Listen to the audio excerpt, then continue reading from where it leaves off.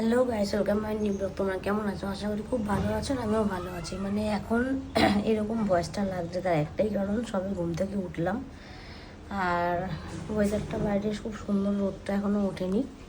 এই যে বেশ নির্ঝুম, ভালো লাগছে।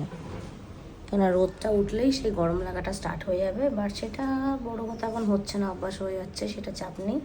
বাট আজকে সারাদিন কি করব সেগুলো শেয়ার করব তোমাদের সাথে। সারাদিনটা এরকম সবসময় হয় না, যাই হোক আজকে প্ল্যান করলাম যে সারাদিনে যাই করবো ছোটো ছোটো করে ক্লিপ নেবই।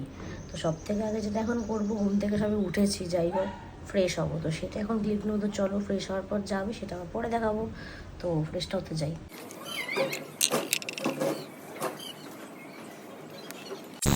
দেখো সকাল সকাল এখানে আবার লিকার চা হয়ে গেছে।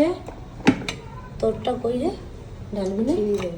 ও, আমারটা আলাদা করে করেছে, আমারটা চিনি ছাড়া আর ওরটা চিনি দেওয়া। আর এখানে কি বাদাম ভিজিয়ে রেখেছিস? ঠিক আছে। বাবা, ক চামচ খাস রে? 2 চামচ?